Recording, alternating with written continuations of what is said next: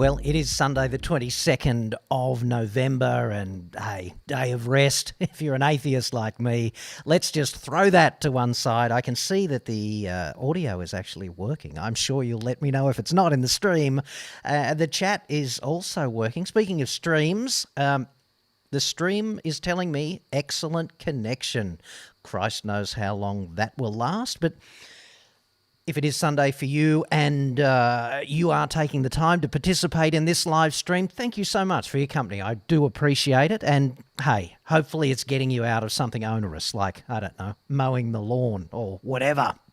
So I want to talk to you about sulphur quality in Australian petrol today because it is kind of a serious issue, believe it or not, one that you and I probably don't consider all that often. It's not a front of mind sort of issue for most of us, but I want to get into that for a few minutes and then we will go through the chat, isolate the decent questions, answer them, reflect the answers right back at you, hopefully get a bit of that out of the way as well, and wrap it up by, say, 1 p.m. And then, you know, the grass will still be long and need mowing, but hey, you've had a reprieve. And so has your family from you, so there's a little bit of silver lining as well for them. You know, they might think that you're just down in front of the computer looking at porn or whatever, but no, you're not. You're educating yourself and engaging in a dialogue with yours truly. And even though I've been practicing for social isolation for like, I don't know, all of my life essentially, and now there's a reason to be good at it, then, you know, it is nice to engage with the audience in a way that you cannot. You know, it's nice to engage with you in that way that you can't with a pre-recorded package. It's great seeing the chat just come up on the screen, and you know, YouTube is telling me we've got 78 concurrent viewers already and we've only been live for like 2 minutes. So hey, thanks a lot for joining me, and let's get into this. It was prompted by a question from a dude named Ravi Chiba, who says, enjoying your show and live stream. I tend to listen to the podcasts on the drive to and from work. Well, Ravi, mate, I'm terribly sorry to hear that. Nobody deserves that. You know, perhaps you're a bastard in a previous life. Who knows? But just a question, Ravi says, I understand that using higher octane fuel in a car that is tuned for 91 is a waste of money for minimal performance return. Also understand the secret herbs and spices in higher octane fuel, not that beneficial. That's all true. Unless, of course, you need the higher octane fuel to stop your engine from destroying itself because, you know, on a hot day, accelerating hard uphill to get around a truck with the wrong fuel in the car with too low an octane rating can certainly damage your engine, and you do need those secret herbs and spices.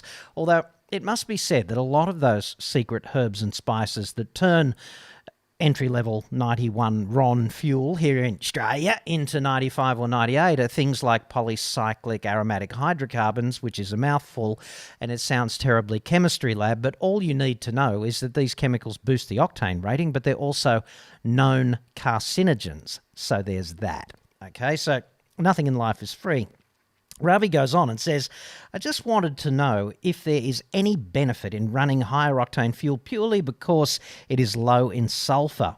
Does the low sulphur fuel at 50 parts per million, which is the regulated amount for premium petrol in Australia, Ravi says, does the low sulphur fuel at 50 parts per million save dollars long term in terms of wear and tear on the parts? Keen to know your thoughts. So let's talk about that, because that's a misconception. It's like a gross misconception. You know what I mean? The problem with sulphur has nothing to do with mechanical wear and tear. And I guess at a deeply propeller-headed academic level, there is debate about things like sulphur content in the heavy fuel oil used in the shipping industry and whether the sulphur is actually beneficial because it causes the scoring on the bore lining of those massive ship engines to corrode in a controlled way. And the corrosion, this micro corrosion that it causes, is thought to do a better job holding the lubricating oil into the bores, right? But what we're really talking about there is a completely different animal. Over here in the automotive domain, where engines are really, really small, okay, by comparison to the size of those huge engines in ships where you can stand on top of the piston and swing your arms around and possibly play basketball with your mates, like, it's a different thing, okay? different speeds, different kinds of degrees of presence of sulphur in the fuel. It's over the top in that heavy fuel oil that ships use, but here still quite controlled. But the main problem with sulphur, right, is pollution. It's got nothing to do with mechanical wear and tear and everything to do with pollution. Okay, it's also got to do with emissions controls, and it's got to do with the choice that you are going to have from now into the future on the kinds of cars that you can buy here in Australia, which may be available elsewhere in the world, but will be off the table here because the high levels of sulphur in our petrol really don't allow the most advanced engine technologies to be deployed here. So I'll just talk to you about what's happened on the regulatory landscape with the sulphur, okay? And I've done the dangerous precedent again of doing actually more than one page of research, which, Jesus, you know, if word gets around, my reputation is going to be trashed, okay? So please don't tell anyone. In April of 2019, which is roughly 18 months ago now, let's call it, okay, the federal government sort of snuck in a free pass for the fuel refining industry in Australia, which is basically toast anyway, right? We don't do that much fuel refining anymore, but the government gave the fuel refiners a free pass, and they'd been lobbying the government very effectively because they've got a lobby group just as effective as the car industry's lobby group, and it's got nothing to do with you, the consumer, and everything to do with what's good for them. Because they don't want to invest about $1 billion into upgrading the refinery facilities onshore, okay? And they don't want to do that because they're already on the ropes. They can't compete with the mega refineries in places like Singapore, okay? But basically the feds gave the industry a free pass for the next 8 years, back 18 months ago, so for the next 6.5 years to maintain the status quo on sulphur. And that is a net disadvantage to you. And the main disadvantage, as I see it, okay, is that pollution is a bigger problem than car crashes killing people. And you can quantify that because air pollution in our major cities, of which vehicles is the major contributor, killed 2.5 thousand people prematurely, okay? In a couple of years ago, I think that study was released, but the number is broadly 2,500. And the number for road death is broadly 1,100, okay? So the problem is 2 and a bit times bigger. Pollution is 2 and a bit times bigger killer than road death. They're both serious problems, don't get me wrong, but look at the resources that are marshalled against car crashes and things like speeding and drink driving and things of that nature, and look at the resources that are marshalled against pollution. I mean, the feds went, no, we'll just appease the fuel industry by giving them a free pass on fuel quality, which equals pollution, for the next 6.5 years from today, from 8 years, from April 2019, when they allowed them to do this, okay? So we are the 70th nation in the world on fuel quality, okay? We keep telling it. This is why I keep referring to Australia as Shitsville, all right? Because we are absolutely not keeping up on the world stage. In this way, you know, this stream keeps falling over on Thursday night, which I drilled down into the bottom of, right? I called my internet service provider indignantly and said, what the is going on? And they kind of said, dude, it's just congestion because you haven't got fiber to the house. You've only got fiber to the node, and, you know, it's 9 o'clock at night and a whole bunch of gamers are there doing their thing, blah, blah, blah. What do you expect? And I sort of said, well, I expect the kind of internet connection I'd get in South friggin' Korea in a hotel. Like, I want upload and download to right and left hook me, respectively, and knock me off my feet, because that's what happens in other countries. And, you know, plenty of people in Australia think that plenty of other countries are so far behind us, and when you go there, you actually do a bit of travel. It's just not the case, and fuel is a classic thing like that. So not only are we 70th in the developed world on fuel quality, but we are the lowest country among the 35 OECD nations on fuel quality, okay? And that is flat out unacceptable, at least to me, because of the impact on the population of pollution, right? In 91 octane gasoline, petrol, we are 150 parts per million. Don't worry about what that means. It's just like, it's 35 degrees today or something. That means it's hot. 150 parts per million is a lot, and that's for 91 and E10, all right? In premium petrol, the limit is 50, and you think, oh, well, premium's heaps better then, isn't it? But in fact, in places like China and India and the USA and the EU and Japan and South Korea, they're all on 10 parts per million, all right, for all petrol. Okay, so that is a massive quality improvement. Basically, what the sulphur is, okay, sulphur is a byproduct of crude oil. Sulphur is in crude oil and it needs to be removed during the refining process. It's that simple. It's a chemical process, chemical engineering, right? And our refineries don't want to upgrade the facilities to do a better job filtering the sulphur out. So what happens when you burn it in your engine is that you get these oxides of sulphur, which are not unlike oxides of nitrogen, which came to light so publicly. Thanks very much, Volkswagen. Okay? The oxides of sulphur are just as bad, and they do also impact the catalytic converter in your car, the job of which is to convert all of those noxious things like oxides of nitrogen, unburned hydrocarbons, carbon monoxide, things of that nature.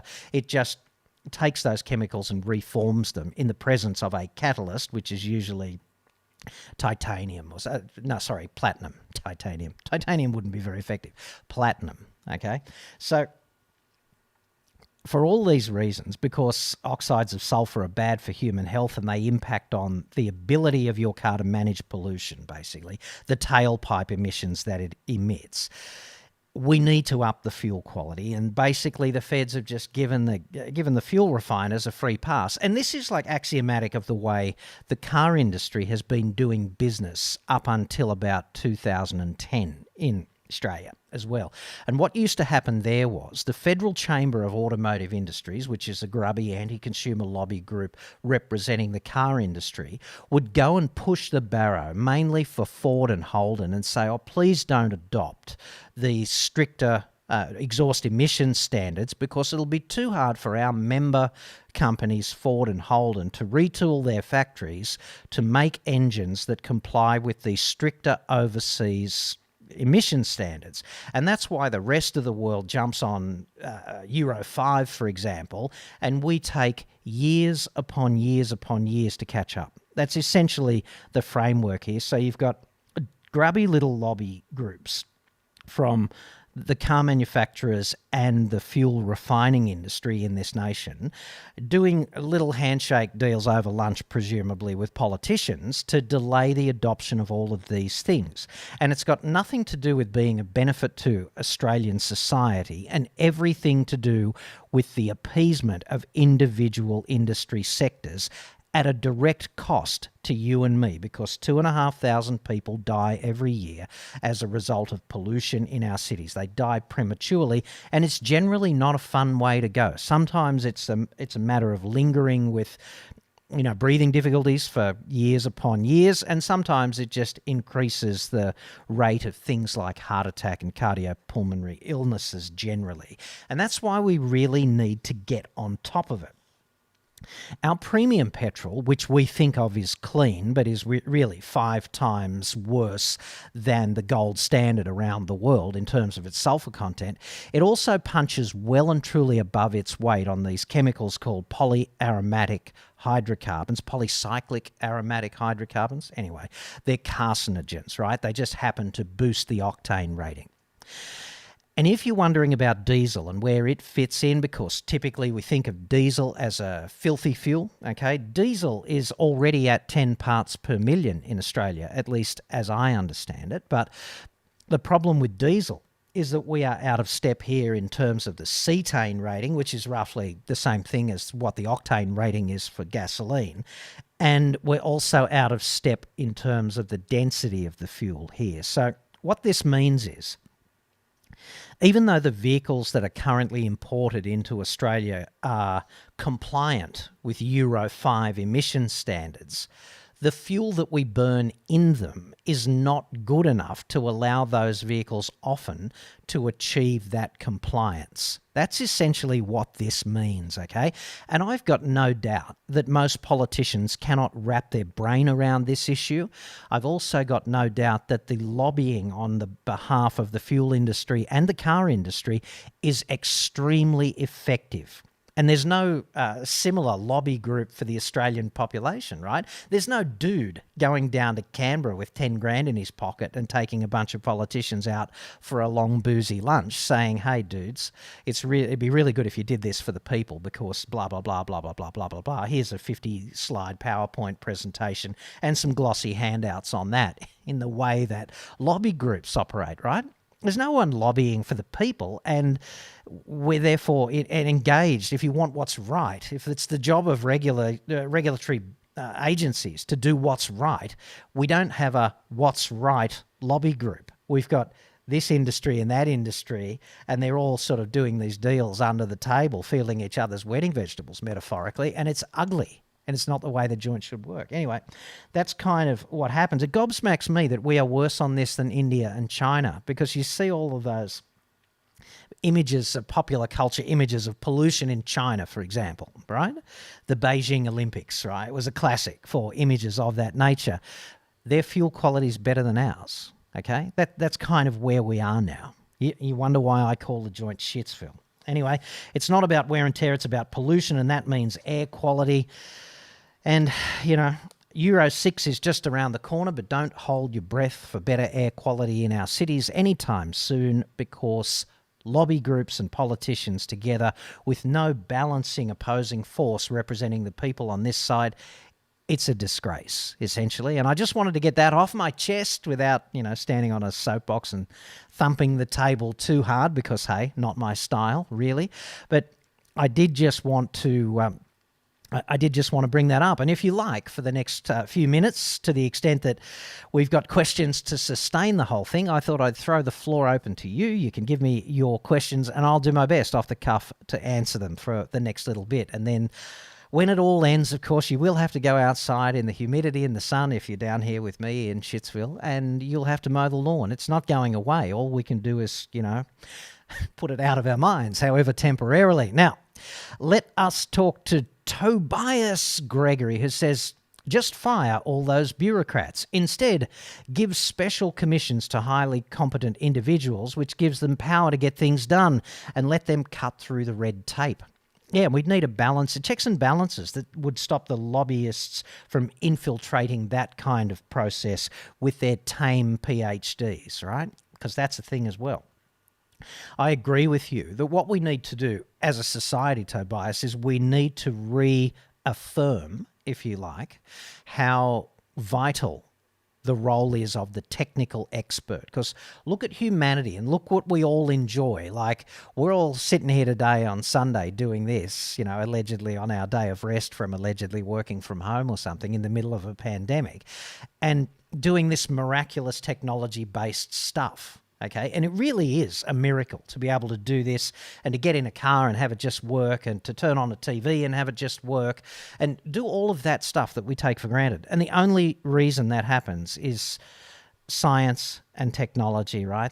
The software and the hardware. And that doesn't just happen miraculously. We didn't certainly get a bunch of politicians together and a bunch of lawyers and sit them down in a room and say, hey, humanity's sick of living in caves. Just sort this out and make life better. You know, we're dripping in food at the moment. We've got a crisis of overfeeding humanity, at least in the developed world. The crisis is not, hey, we're on the cusp of starvation, as it has been for a couple of 100,000 years.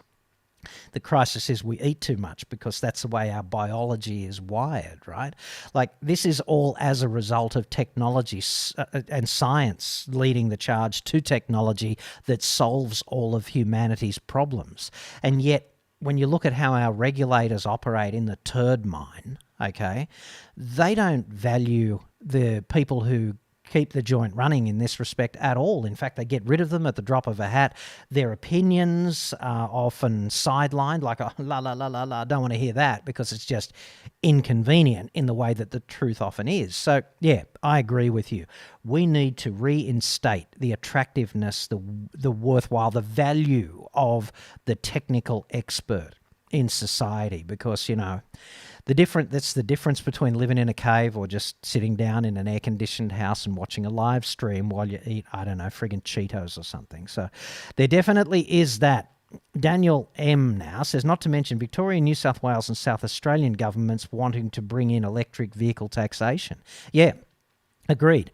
This is all about money. It's all about expediency and nothing to do about leading the charge for what's right. We're not even having a discussion nationally about whether we should all embrace EVs in the manner of Norway, right? Where they just went completely for government subsidies. It's outrageous what they did. Outrageously good for EV manufacturers. I'm not sure it makes society better. It certainly does have an impact on air quality and things of that nature, but we don't even have that debate. And the problem with debate in society at the moment is everyone shouts at each other. I mean, just look at the comments feed in any of the social mediums. Look at the comments feed on YouTube. Look at it on Twitter when somebody puts forward their point of view. Nobody gives anybody the benefit of the doubt, and we don't certainly try and steelman anyone's argument and say, what's the best possible interpretation of what you said?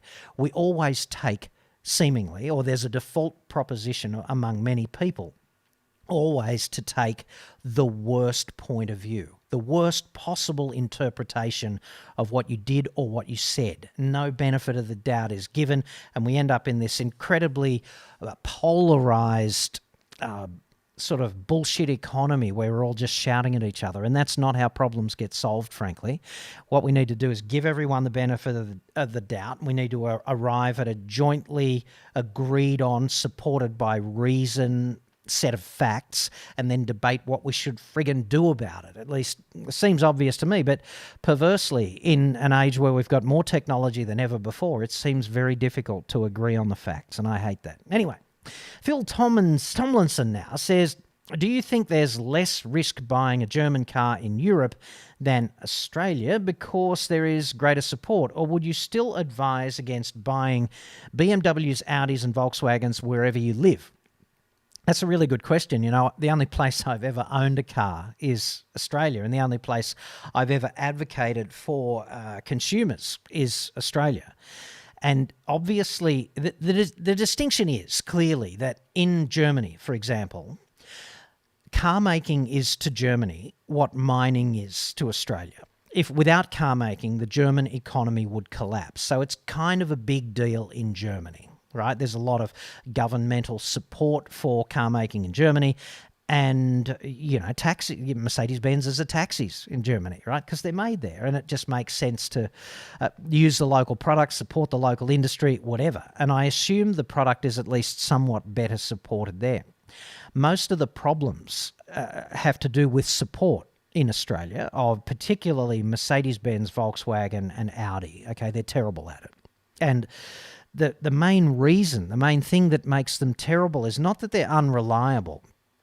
It's just that the companies are not focused on the consumers. They couldn't give a shit about consumers because there's another steady stream of consumers queuing up in dealerships to buy, well, not so much Audis anymore. They've sort of fallen into a black hole, but certainly Mercedes-Benz sells about 23 or 24,000 cars a year in Australia, and BMW sells about 18,000, I think, and Audi's down to less than half of Mercedes-Benz now, and rightly so because, they're just trumped up Volkswagens in many cases. But the problem's not the reliability. It's the culture of support among the importers in Australia, and the fact that Mercedes-Benz in Australia is not Mercedes-Benz in Germany. It doesn't represent the same kinds of cultural things. So I think it's worse owning a Mercedes-Benz in Australia than practically anywhere else, in particular Europe, but also probably America, I suggest. But I don't know. I've never done it. That's just a guess on my part.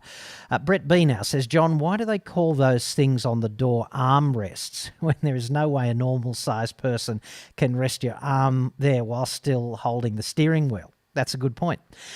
I'd suggest that for most driving, you shouldn't have your elbows rested on anything. You should be holding the wheel at 9 and 3, which is where the ergonomic thumb rests are, and incidentally, where all of the thumb-related controls for audio and phone and cruise control and things of that nature, trip computer and all of that stuff. The two knobs at 10 and 2, forget it, useless, hopeless place to hold the wheel. They're just there for appeasement. If you landed here in a spaceship from Alpha Centauri and looked at a steering wheel, it'd be obvious within microseconds that the place to hold it is 9 and 3. And when you do that, you can't put your elbows on the so-called armrests in the centre console or on the door. And the only thing I'd say is that here in Australia, we do tend to drive very long distances in comparison to a lot of other places. Certainly we drive long distances in between rests, and that's a big problem because of the proclivity to have crashes that are related to fatigue and falling asleep and things like that. But when you are driving a long distance, it is often a good idea to just drop your hands down and put your elbows on those resting points, let's call them, because that can sort of reduce fatigue. Although if you do train yourself to drive at 10 and 2 and your arms aren't rigidly out there like you're trying to jab some attacker in the face or something, then I'd suggest that it is more relaxing than you think, because you can apply slight pressure and your shoulders go back and you don't slump forward and hunch down like that, which is a tiring sort of way to sit after a long period of time as well. And it is also important to get the seat adjusted properly. None of this sort of like this. The boy racer thing that a lot of people do, or the granny thing is fairly tiring as well. Driving with the top of the wheel in your dentures virtually. That's quite tiring too. So it's about ergonomics and comfort and training and familiarity. And it's like a lot of things. Driving is not a natural process. Learning how to fight is not a natural process. It's hard to put your hands in the right place and get your elbows in, protecting your ribs and standing at 45 degrees to your opponent and all that stuff. You have to teach yourself to do that, and it feels properly awkward for weeks upon weeks upon weeks, and you think you're not going to get it. Same thing with driving. And the thing about driving is you don't have a coach there with you all the time saying, "No, get that seat up like this, get those hands out like this, they should be a bit bent." And, there's nobody sitting there like a drill sergeant telling you what to do in the manner of a boxing coach or something like that. So I think a lot of people get that wrong. Driving long distances is very tiring for them. And, a lot of people drive like this, don't they? Or even worse, in Australia, their left hand is down on the transmission selector and their right hand's over here, these knob holders. And, it's got me stuffed how you swerve, right? How do you swerve, avoid, and regain control when you're starting the maneuver from here? I don't get that. It must be very difficult. Anyway, let's just move on and search OVA 720. I don't know what that means, but say hello to your parents, Mr. and Mrs. OVA 2020, won't you? It says, "Hey, John, my Audi A4 did a gearbox at 99,971 kilometres, but who's counting? It's a 2012 and Audi have told me to go to hell." Interesting. "It's cost me so far $5,500 for gearbox fix, but now they have found another issue. Your thoughts, please?" Okay, so the current version of Australian consumer law came in on the 1st of January 2011, and it says that products have to be reasonably durable. And that means in the context of what the product represents, it has to be reasonably durable, all right? And what you paid for it, is it a premium product? Should it last a long time? The reason they don't define it, incidentally, is that the same consumer laws cover things like pencils, right? So clearly with a pencil, you have a kind of different durability expectation than, I don't know, $100,000 car. But if your car is less than 100,000 Ks, it's only 8 years old, and if you've serviced it properly and if you haven't abused the crap out of it, then you might have a case to present to Audi that that vehicle has not lived up to the acceptable quality consumer guarantee. And if you want to find out more about this stuff, just Google ACCC consumer guarantees, and it will all unfold magically by virtue of the brilliance of Google to find that crap. Okay, you can do your research endlessly on that, but what I would do in that case, if we're talking about a great deal of money and possibly a great deal more money, I would spend half an hour of my lawyer's time, right? I'd find a local solicitor who knew about consumer law and was not afraid to be an advocate for you, and just book half an hour with them and lay it all out and just get them definitively to tell you one way or the other whether or not you've got a consumer law case that you can take to Audi, or whether it's a shot duck and you're just paying for it.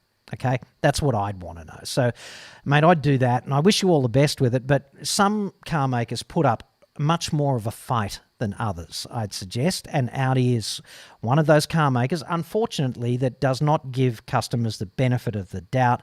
They don't seem to think that they're required to comply with consumer law in terms of the way they behave. At least that's the way I see it many times when I talk to consumers who are in a position not unlike yours. So that's the way I do it, mate. Talk to a solicitor. You need an independent advocate. You need someone who understands the granular detail of the law, and they need to tell you if you've got a case or if it's a shot duck. So, mate, have a crack at that. Get back to me. Let me know how you went. Make sure you let me know that we spoke online, because, you know, someone my age, head like a sieve, doesn't even know who he is half the time. So, now, truck driver, I think, sounds like.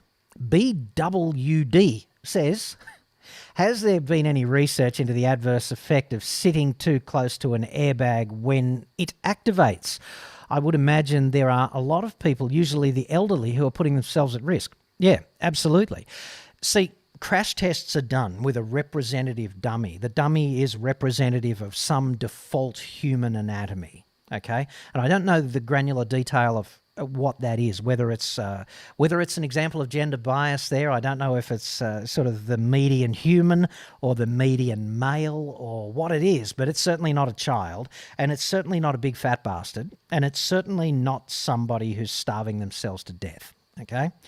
And also, when they set up a dummy for a crash test, there is a great deal of measurement, right? How far is the chest of the dummy from the wheel? And these things are sort of spelt out in the specifications for how to conduct a 64 kilometre an hour offset frontal crash test or something like that. So when you go to the ANCAP website or Euro NCAP or one of them or AAHS, whatever it is, okay, there is a whole technical, it must be like the World Book friggin' encyclopedia of compliance standards for those tests. And when you see the results, it's for that representative dummy sitting that regulation distance away from the wheel. And anytime you change those parameters, you throw the results out the window, right? They're not as representative. So sure, if you are sitting on top of the wheel or too far away, or if you're much larger or much smaller than a representative human, then that's a problem for you, because you can't guarantee how well or poorly that protection system is going to function, okay? And there's no way to get around that. There's no way to know. There's no fudge factor you can implement. But certainly it is a mistake to spoil the deployment or get in the way, okay? And one of the other things I should have mentioned earlier on the stream was, you know, if you are driving like this with your hand across the wheel or like that, you know, then what's going to happen if you crash in this position, okay? Well, what's going to happen is, if you do it with your left hand, I can't do that at the moment, but if you do that with your left hand, your arm is going to, or your right hand, your arm is going to spoil the deployment of the airbag, right? So the life-saving protection for your head and your chest, kiss it goodbye. And also, because airbags deploy at like 250 or 300 k's an hour, it's going to fire your limb back into your face, which is also less than ideal, I think you'd agree. So, you know, I'd want to be wearing a Rolex, because if I was going to have a scar in the center of my face for the rest of my life, I'd want it to say Rolex or something, and not, you know, Casio, whatever, Timex. Because I'd want to be identifying myself as a premium idiot, not the other way around. So yeah, what you should be doing is sitting sort of that optimal distance from the wheel, where your elbows are comfortably bent, not too far away, definitely not too close. Because you can never reverse engineer that. You can't say, oh, I'm about to crash, I'll get all that crap right. What you've got to do is you've got to be prepared for that. You've got to be in the right place. It's really dangerous, for example, for This happens all the time to mothers, incidentally. So if you are a mum with a young kid, you got a kid in the back, right, in a cradle, forward-facing sort of child restraint capsule thing, and kid drops the bottle. They drop the bottle into the footrest directly behind you, or, maybe on the passenger side behind you. And the baby starts crying because, oh, Jesus, where did my bottle go? How did this happen? Why are you not rushing to my aid? And, of course, the way mothers in particular are wired to protect, to respond to the cry and react to it, typically reach around like this, right? And it's a really good way to crash, because your hand does that, moves the wheel, you hit something, you're out of position, the pyrotechnic seatbelt pretensioner fires off, breaks your collarbone or something of that nature, and then you're out of position when you get thrown forward, so the airbag doesn't do a particularly stellar job protecting you. So you need to be careful about that. It's a bit like flying a plane, there's a lot of plane crashes that occur when private pilots are responding to non-critical emergencies like the door flying open. Right, so if you're on the ground roll and you rotate and you take off and the door flies open, that's not enough to crash the aircraft. But if you start to forget about flying and start to deal with the problem over here, it's enough to make sure that you're not doing all of the checks that you need to be doing, like the positive rate check, and to make sure your attitude is correct and the power setting's right and you're taking the flaps off, whatever, right? If you do that crap and just don't pay attention to flying, you're likely to crash. So you got to kind of get these things into a hierarchy in your head. Nobody ever tells learners this either. Stuff can happen. It's not mission critical. Find a safe spot, pull over, solve the problem, don't crash. Let the baby cry for as many as, 90 seconds. They're never going to be standing in front of a group of people and saying, my mother, that cow, that day, when I was 18 months old, she let me cry for 18 months, 18 months, for 18 minutes, 18, whatever. It's not going to be a problem for the kid long term. Just get your priorities right. So anyway, that's a soapbox thing for me. Thanks for that, B-double. Truck drivers, keeping Australia moving. When you go to Woolworths or Coles or Bunnings or something, have a look around at everything on the shelf and just say to yourself, without trucks, this didn't get here. It did not arrive. So life as we know it falls apart without trucks, okay?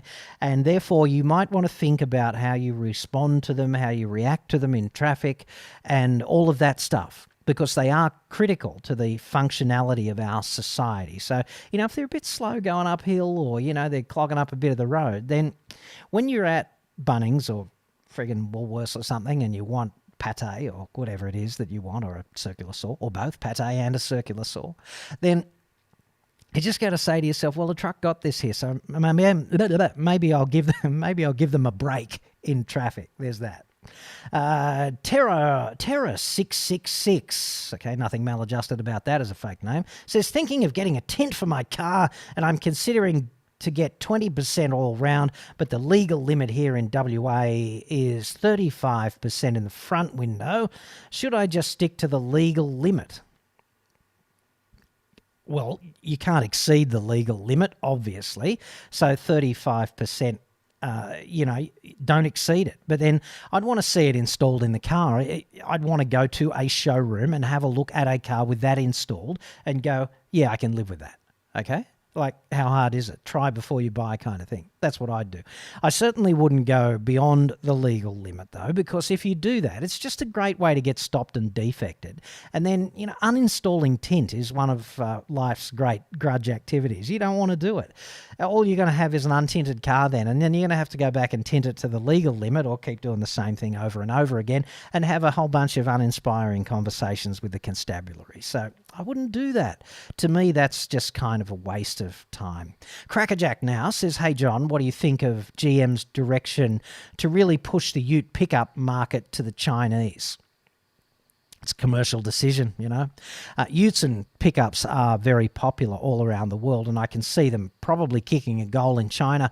I was actually in China in 2007, and I was talking to GM's publicity, a PR guy over there, who used to actually be the PR guy at Holden. This was before I went to war with Holden on the crap way they did business in Australia. And basically, I remember one quote from him. We were at this Michelin event, And he said to me, well, the difference between Australia and China is that GM builds 1 million cars in China. Kind of writes itself as a story, doesn't it? And yeah, I have to agree with him. It does.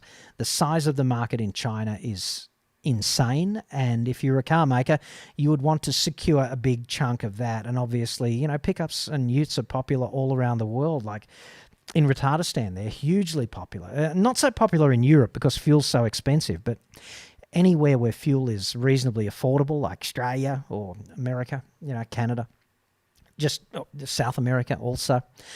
Certainly very popular in the Middle East, obviously, because they're not short of a drink over there, are they? Let's keep going. Clifton Manley now says, my son rides for Domino's Pizza. He's threatened daily by car drivers for doing the speed limit. Yeah, I get that too.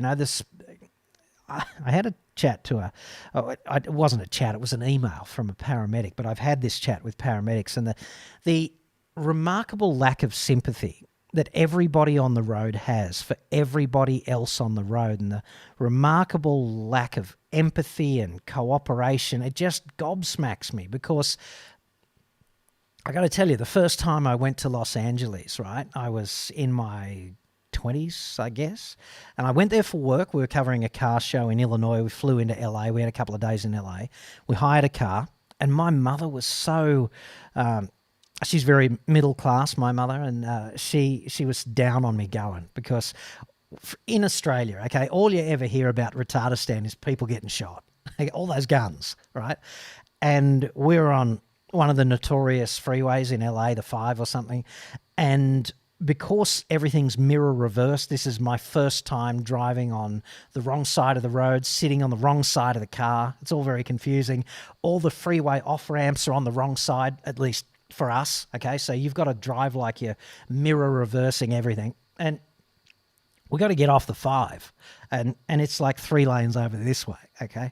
And I thought, oh, Jesus. And we'd almost missed the exit. And I'm going, oh, Christ, this is a great way to get shot, And I put on my indicator, and all of these people slowed down and manufactured a gap for me to actually get to the exit ramp. And like, this is a new, like, okay, I'm like, I'm sorry, have I fallen asleep and gone to paradise? Because here in Australia, that has never happened to me, right? People don't do that. In fact, if you've got just enough gap, somebody will move maliciously to cut you off because, hey, Australia.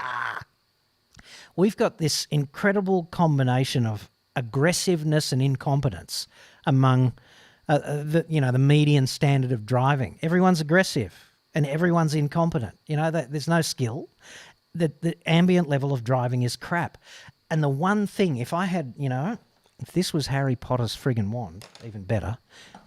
If this was Harry Potter's friggin' wand, or even better, if this was Harry Potter's friggin' wand, what I would do is just wave it and make everybody empathise with everybody else on the road.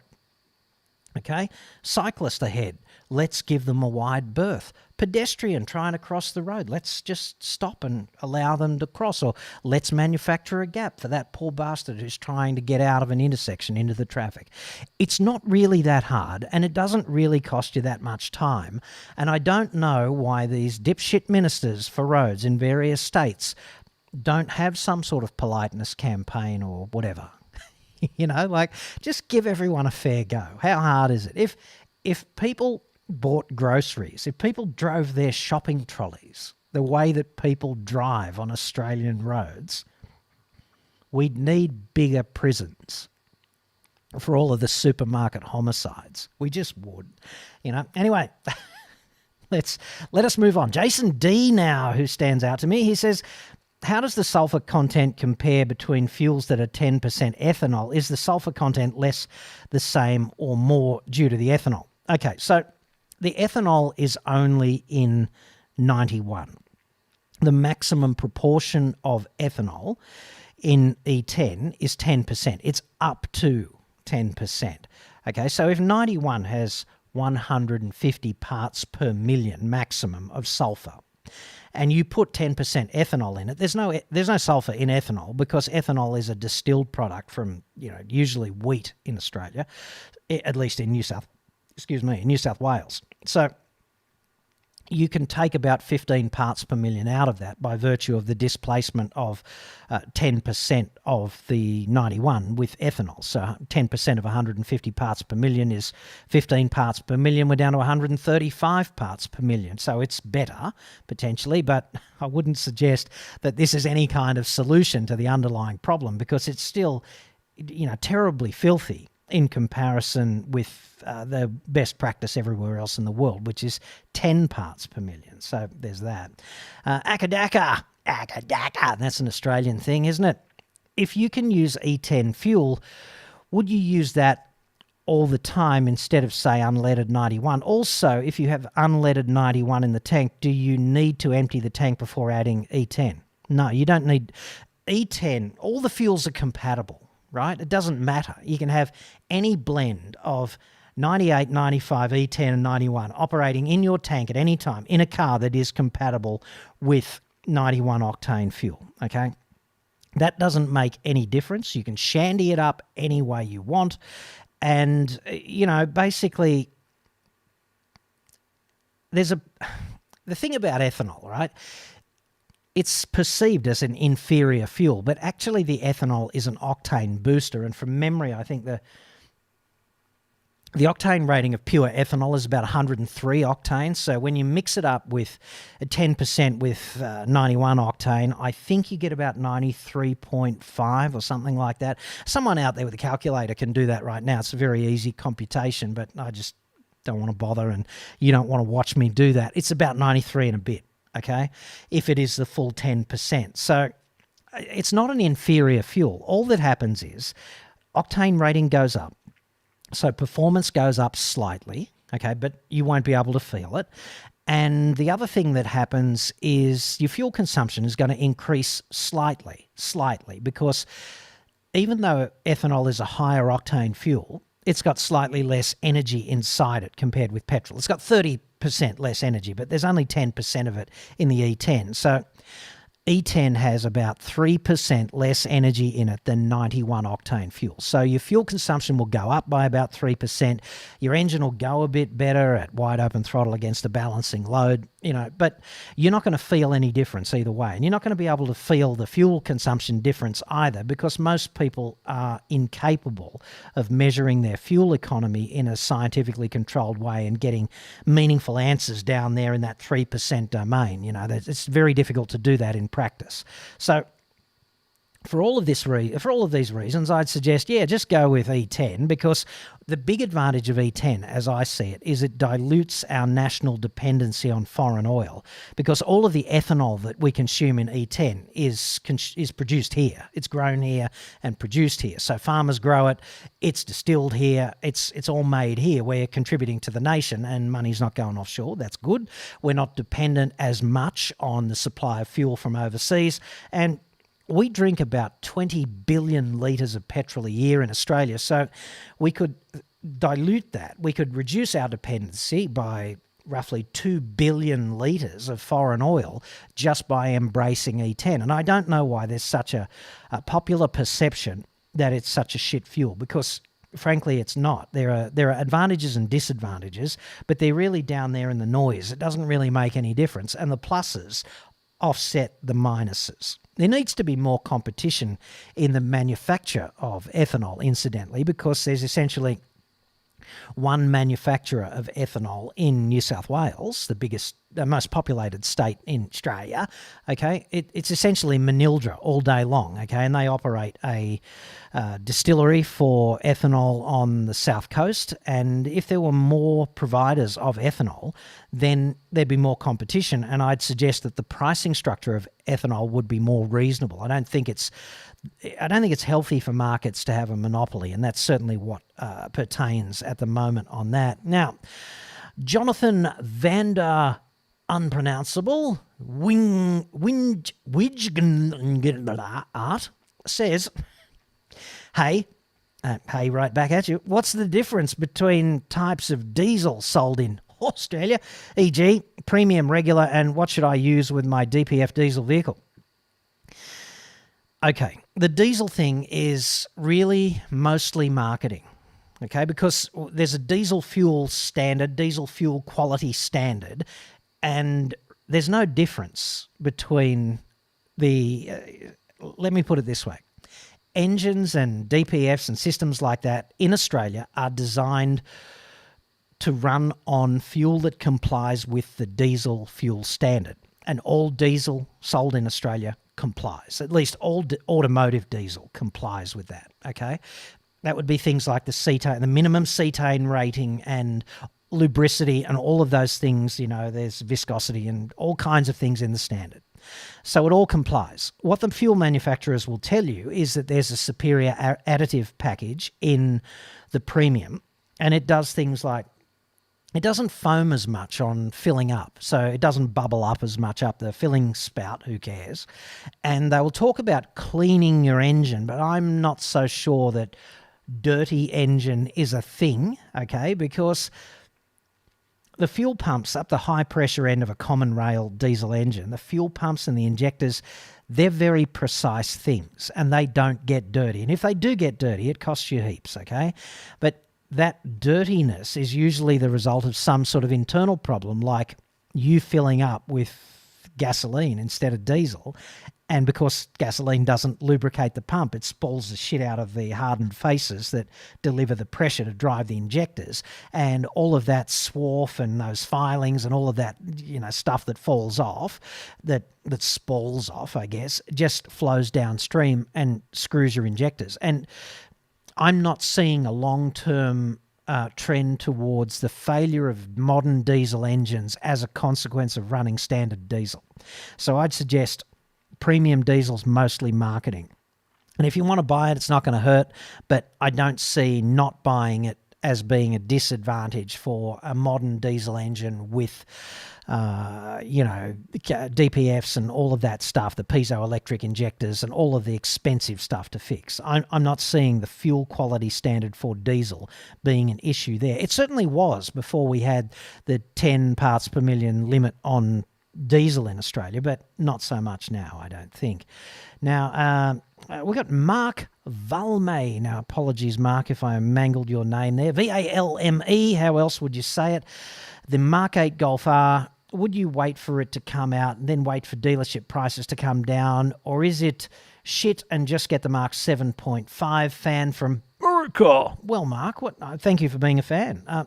What I'd suggest is, whenever a new vehicle is deployed into the market, and particularly a halo car like a Golf R, all right, there's a whole bunch of people who've been waiting for it, so there is a flood of demand.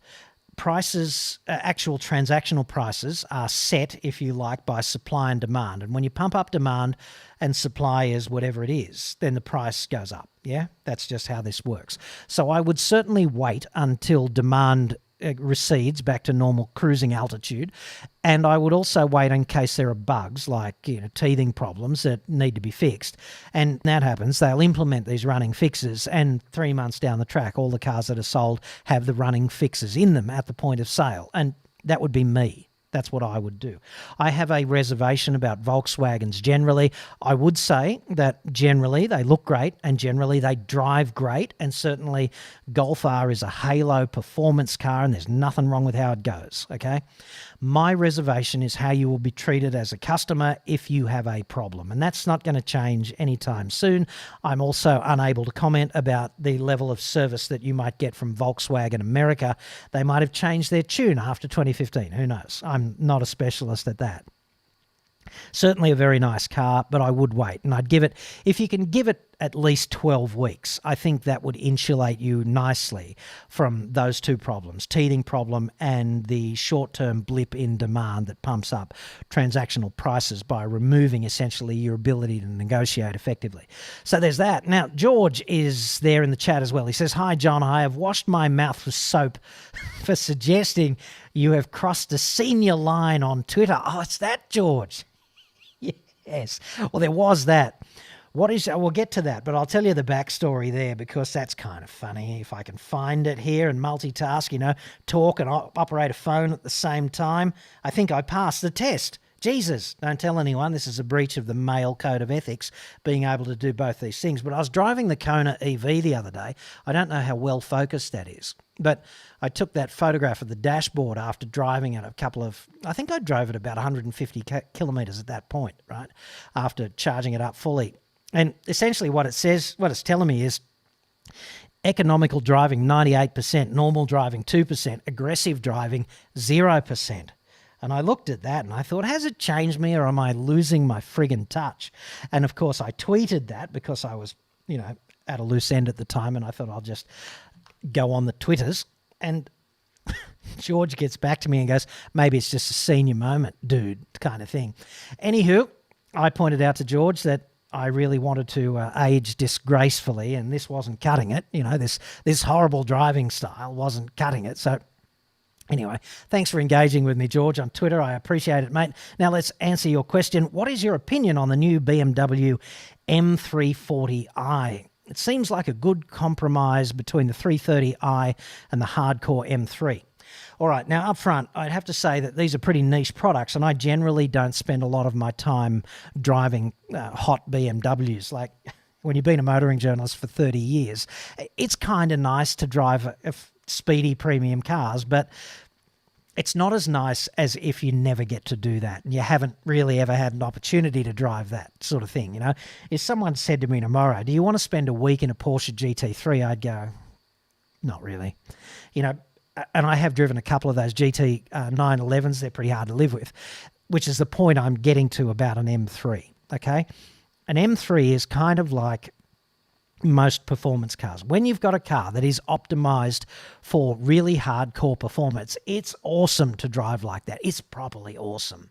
And I have loved every M3 I've ever driven. I loved all of the M5s. The V10 M5 was sensational. I've driven M3s back to the days when they were those ball-tearing straight sixes. They're just very nice cars to drive like that, but they are really difficult to live with. And the 330 Ci kind of alternative, I've always thought that was the one to live with. But as you say, George, the M340i is kind of in between them, and it might be the sweet spot. What it really depends on is you going and having a test drive and pointing this out to the dude at the dealership, that you can't decide whether it's M3 or M340i or the 330, And then it just depends on your own personal epistemological calibration. Which one do you believe is the sweet spot for you? Because a lot of people love their M3s, and a lot of people loving them are just driving them in traffic every day, and they statistically never have a thrash, and they never drive them on a public road in the manner that they're able to be driven, because, hey, essentially you can't, because you haven't got the software, and if you did, it would be grossly antisocial, not to mention highly illegal, and your license would go quickly on holiday. And so, a lot of those people love the thought of having an M3. It's beyond enough for them. It's a statement. It's my M3. See my M3, peasant, kind of thing. Well, it's that for a lot of people. But in the domain of driving on a public road, I really do think a 330 or an M340i might be the sweet spot, and you might actually enjoy that car more, even though you might enjoy being seen in an M3 more, kind of thing. So anyway, thanks for the tweet, George. I did have a laugh at that. That was one of those rare examples on Twitter where somebody's kind of given it to you, but they're giving it to you in a non-malicious way. We're just all blokes having fun, having a bit of a shot at each other rather than straw-manning each other and getting out the sword because, hey, the rest of your life is crap, so I'll stick it into someone, kind of thing. And there needs to be more of that. I really believe what we need to arrive at is one of these more relaxed information ecosystems where we can communicate with each other and have a good-natured shot backwards and forwards, but also not just treat every comment that was ever made and not everybody says things in the, everything. If there's a record of everything you ever said to everybody, there would be a chapter of that compendium that was marked things that I shouldn't have said, which I regret and I would take back instantly. And we need to also acknowledge that that's part of the human condition, right? So sometimes people behave less than perfectly, and they don't need to be thrown into the pit of hell and roasted for eternity as a result of just doing that. I mean, even if you murder somebody, you're back on the street in 20 years or something in some jurisdictions, maybe less. So we tend to throw away the key when somebody says something that is less than ideal, ill-advised, they shouldn't have said perhaps. But anyway, I just think we should arrive at a point of balance when it comes to the communicational hierarchy that we enjoy today. And George, thank you for yours, because I did get a giggle out of that, and it was a pretty confronting day on Friday. Frankly, I wasn't having a particularly good time because of some personal things that had come up. So it was nice to be at a loose end for 10 minutes and have a good-natured exchange like that with you, mate. So I appreciate you being part of the audience. Rihards Zarins, I hope I didn't mangle that too badly, says, a friend of mine had two-door coupe Civic year 98. He put in 95 and that car just kept going until he lost his car. Literally, he parked it one place and it wasn't there after a while. Well, yeah, I'm sure that 95 octane fuel is a fine fuel. It's just that the car would have run almost as well on 91. It's for most people, it's a waste of money, okay? So Bunta Fujiwara now says, Konnichiwa, Bunta Fujiwara. Wakarimasen, Nihongo choto dake. What's the word? I can't bring it to mind straight away. Watashi wa John-san, hajime shite. Anyway, where are we? Where is that comment now? I hate it when it bounds up like that, and I talked it up so big. Oh, God. Anyway, we'll get back to that if we can. George, and a different George now, says, I currently have a Lexus IS350 F Sport, love the brand and customer service, but their technology is falling rapidly behind Germans. I know you recommend BMW over the other two Germans. Yeah, look, I think Lexus has Toyota syndrome to some extent. Their designs are somewhat dated, and they tend to think that things like Apple CarPlay and Android Auto are revolutionary and we might get around to it one day. So, yeah, if I was going to buy one of those premium automobiles, right, it would have to be a BMW, because I really think BMW is true to their ethos, which is the ultimate driving machine. I think they strive for that in many ways. They don't always achieve it. In the 7 Series BMW, for example, they've got those louvers on the radiators that open and close automatically in response to temperature. So when you need cooling, they open, right? And when you need aerodynamic drag reduction, when you need a reduction in the coefficient of drag, they close and they make the shape slipperier, okay? And to me, if you've got $400,000 to spend on a 7 Series, do you give a shit what the price of fuel is or how much you're buying? So why bother with the aerodynamic drag thing? It doesn't make sense. In that sense, it's an ultimate appeasement machine, environmental appeasement machine, But generally, BMW tends to be pretty damn good at its ultimate driving machine thing, and certainly they look after customers, in my experience, better than the other two, Audi and Mercedes-Benz. They're just better at that. So, and I know this because what's happened to me several times is I get complaints referred to me from various owners of various brands, and every time, without exception, when I've referred one of those complaints to BMW head office, it's been a case of being let down a little bit by the dealer, but head office has given the dealer a course correction and deployed the appropriate technical support when necessary. And those frowns have quickly gone upside down.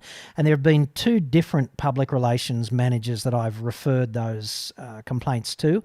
And the business has functioned the same way under both of those PR management styles. And I don't do it very often, but when I do, the frown goes upside down when the complaint seems legitimate from the customer. And that's very impressive. And you don't get the same sort of response from head office at Mercedes-Benz or Audi. You just don't. Okay, so that's my principal. That's my principal observation there when it comes to when it comes to buying a premium car. Nobody expects to get one of those problems, but obviously when it does happen, it's nice to have a better style of support. And Lexus is really good at that, but the product's not premium German. It's almost premium German, but it's not. So there's that. Back to Bunter now. I found Bunter's chat, which is what all of that stuttering was about in my last response, because men can't multitask. You can't scroll and talk at the same time. And if you think you can, you're just self-delusional. That's how it is. So Bunter says, cyclists riding 3 wide in an 80 zone while an empty bike path runs parallel. I get that. Okay? And what I'm suggesting is that all road users behave responsibly and diplomatically and pragmatically and with empathy to all other road users. So to all of you cyclists out there doing shit like that because you can, you're giving every cyclist a bad name, and you're amping up tension on the road where you need not.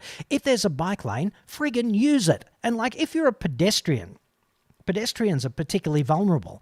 And what I'd suggest is if you're driving a car, do everything you can not to crash into a frigging pedestrian.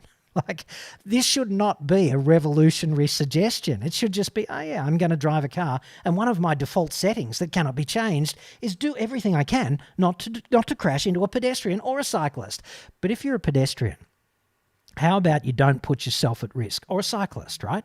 If you're a pedestrian and the little green man comes up and you're walking across, how about you walk across briskly to give the traffic that's waiting to turn left or right a fair old crack at doing that? How about you take your face out of your phone so that you can identify danger? Because there are obligations on all of us. We're all road users, okay? And everyone driving a car becomes a pedestrian, and some pedestrians and drivers become cyclists, and some people become motorcyclists, and we're all in it together, and the system's imperfect. And it can be grossly improved. And the biggest single improvement that could happen with Harry Potter's big wand tomorrow is if we all just behaved like non-dickheads, giving each other a fair go out there on the road. How difficult would it be? So Tone now, no, we're not going to do Tone. Tone gets far too much of a run, and the chat just jumped up like, I don't know, it had an epileptic fit. Jason D says, "Hi John, another question from me." No probs, mate. Thanks for joining the stream. "I'm looking for a replacement for my Holden Calais sedan. What would you recommend, similar to drive and comfort, things of that nature?" Well, you could go and have a look at a Stinger.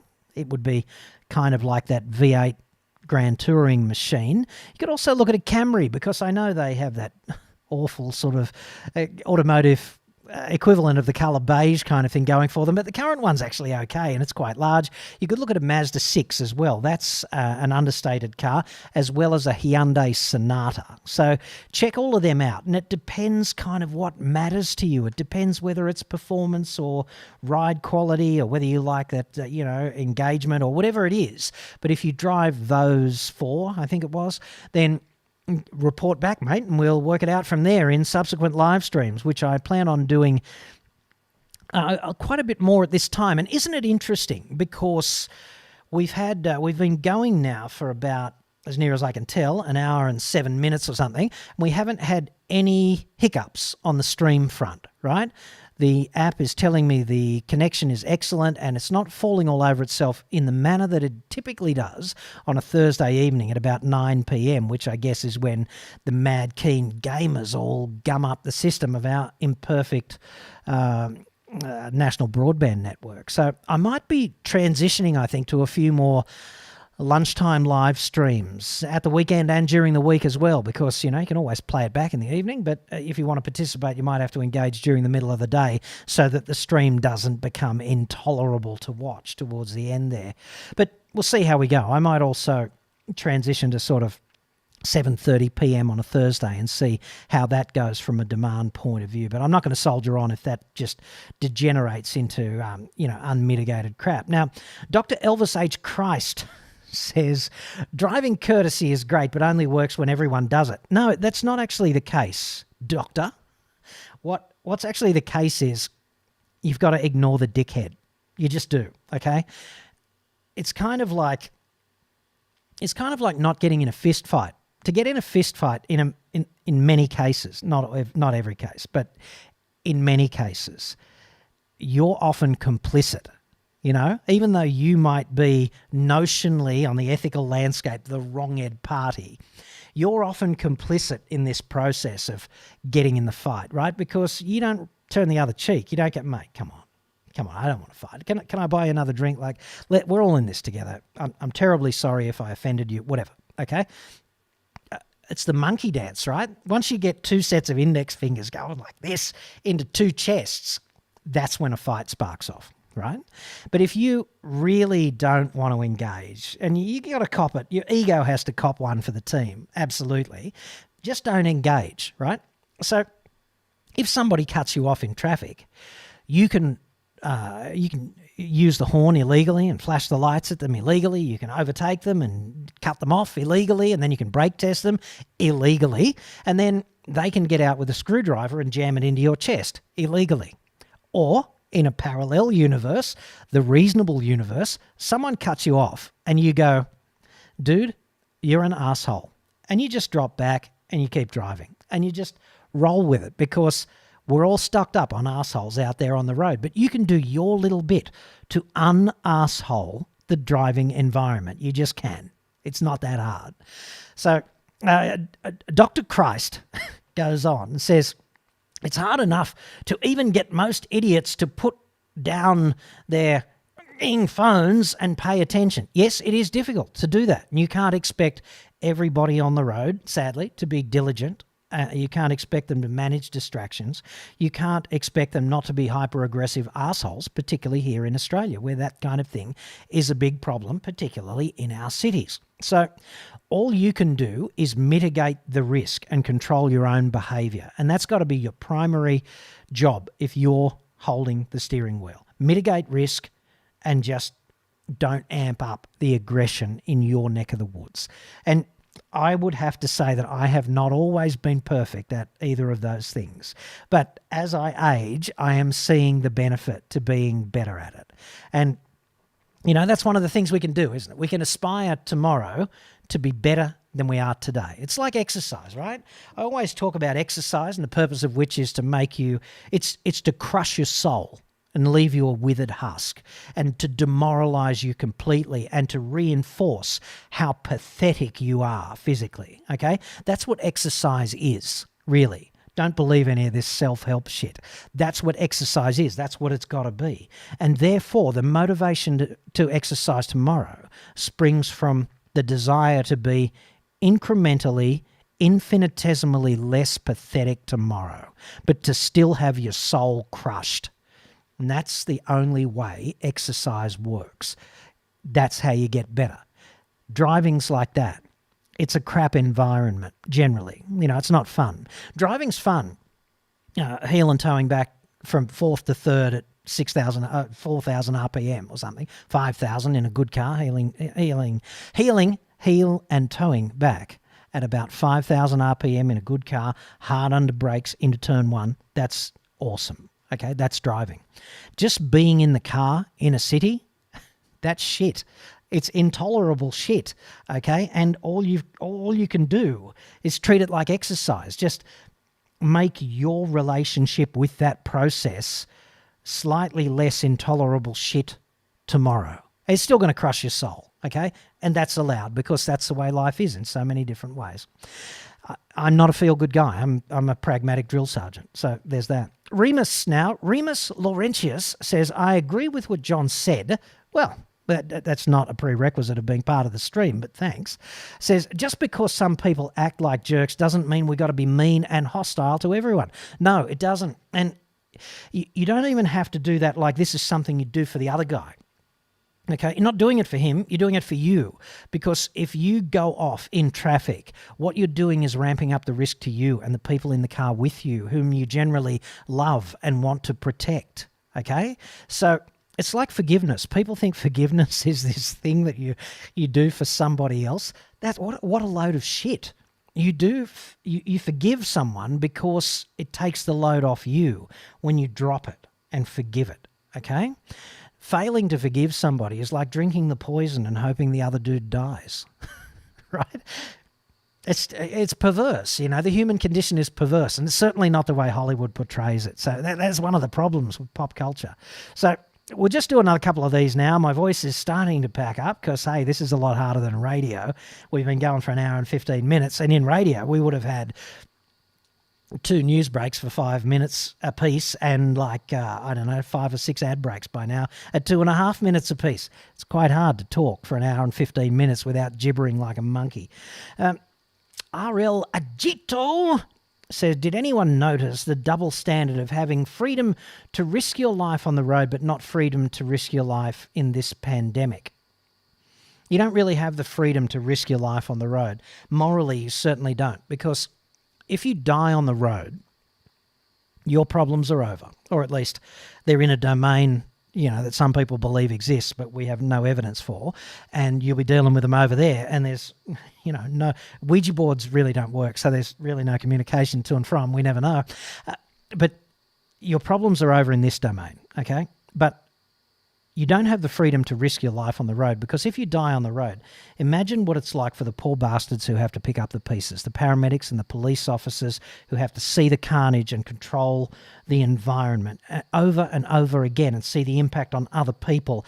And then if you are rushed to hospital and you succumb to your injuries there, imagine the post-traumatic stress disorder type effect on emergency medical staff. Okay, this is terribly confronting for them and the social workers at the hospital who have to ring your relatives and get them to come to the hospital quickly because this might be the last time they see you, and the effect on your family. And if you think in that context that you have the right to risk your life on the road, we live in different ethical universes if you think that is the case. It's patently not the case. Certainly there is nothing that's going to stop you if you decide to risk your life on the road, okay?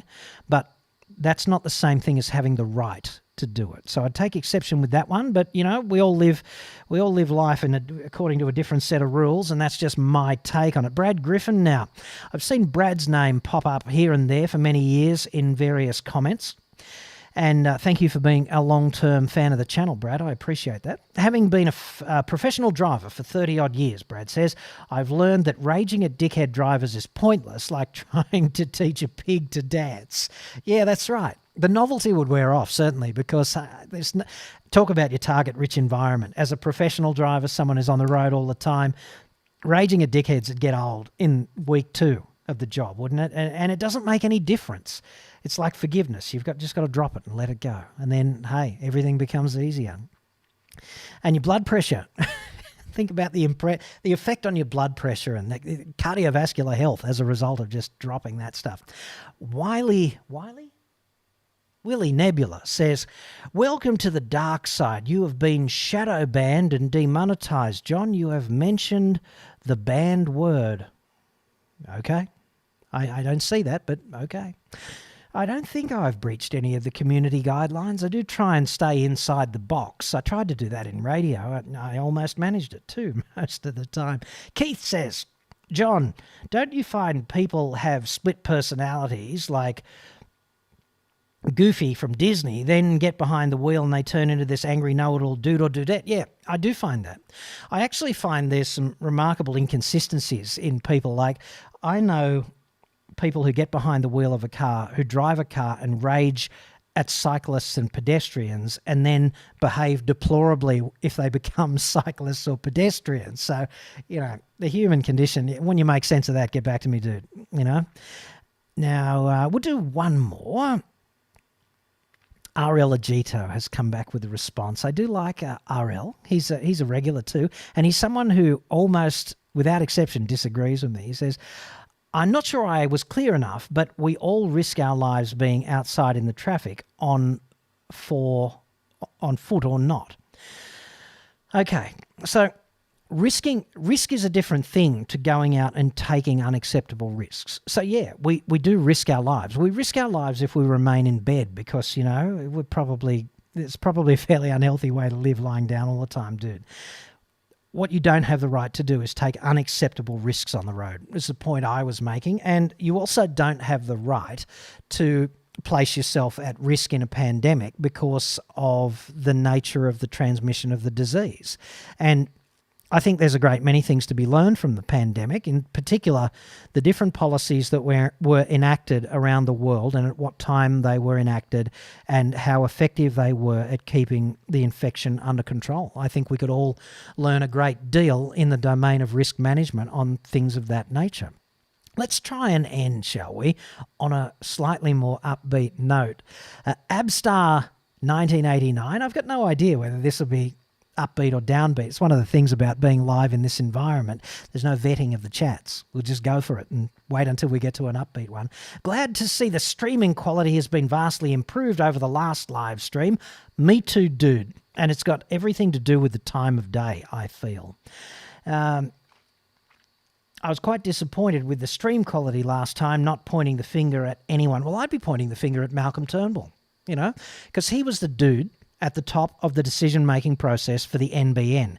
And if we all had fibre to our homes, this same level of congestion would not take place when, everyone's using the internet at 9 p.m. And all of the investigation I've done has led me to the conclusion that this problem cannot go away for me at that time. And that's just another example of your tax dollars at work, although not as effectively as tax dollars at work for other people in other places.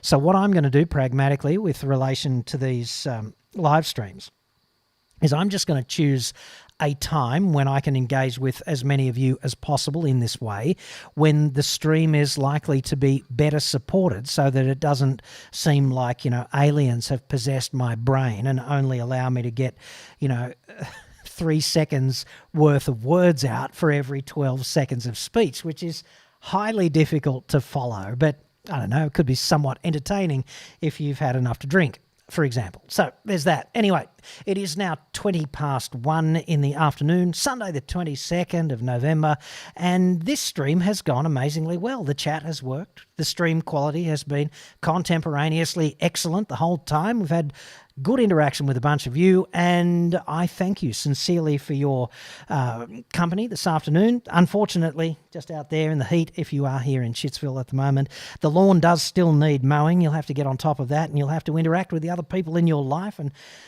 this may not be entirely an uplifting process, but I thank you for your company this afternoon. And we'll be back. I'll figure out what I'm going to do with the timing of the streams. I'll let you know in the community page on my channel, and I'll make announcements on Twitter and things of that nature.